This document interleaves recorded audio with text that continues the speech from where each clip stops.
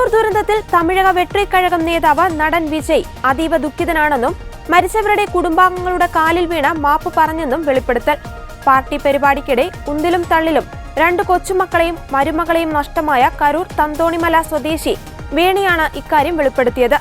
ക്ഷമ ചോദിച്ച വിജയ് കുടുംബത്തിന് വേണ്ട സഹായങ്ങൾ വാഗ്ദാനം ചെയ്തതായും അവർ പറഞ്ഞു. വിജയ് ക്ഷീണാവസ്ഥയിലാണെന്നും മെലിഞ്ഞിരിക്കുകയാണെന്നും വേണി വെളിപ്പെടുത്തി. കൊല്ലപ്പെട്ടവരുടെ ബന്ധുക്കളെ മഹാബലിപുരത്ത് ഹോട്ടലിലേക്ക് വിളിച്ചു വരുത്തി കണ്ടപ്പോഴത്തെ നാടകീയ സംഭവങ്ങളെക്കുറിച്ച് പല വിവരങ്ങളും പുറത്തുവരുന്നുണ്ട്. രാവിലെ 9-ന് ഹോട്ടലിലെത്തിയ വിജയ് മരിച്ചവരുടെ ഛായാചിത്രങ്ങളിൽ പുഷ്പാർച്ചന നടത്തി. ഓരോ കുടുംബത്തെയും പ്രത്യേക മുറികളിൽ ചെന്ന് കണ്ടു. തീർത്തും പതിഞ്ഞ ശബ്ദത്തിലാണ് വിജയ് സംസാരിച്ചത്. ഇടയ്ക്ക് പലതവണ കരഞ്ഞു.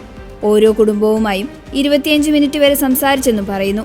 അതിനിടെ കരൂരിൽ നേരിട്ടെത്തി കുടുംബാംഗങ്ങളെ ആശ്വസിപ്പിക്കാത്ത വിജയുടെ നടപടിയിൽ പ്രതിഷേധമറിയിച്ച യുവതി തനിക്ക് ലഭിച്ച 20 ലക്ഷം രൂപ നഷ്ടപരിഹാര തുക തിരികെ നൽകി. ദുരന്തത്തിൽ ഭർത്താവിനെ നഷ്ടപ്പെട്ട സംഗാവി പെരുമാളുവാണ് നടനെതിരെ രംഗത്തെത്തിയത്. വീഡിയോ കോളിൽ സംസാരിച്ച വിജയ് നേരിട്ടിവിടെ എത്തുമെന്ന് ഉറപ്പു നൽകിയിരുന്നതായും എന്നാൽ അതുണ്ടായില്ലെന്നും യുവതി പറയുന്നു.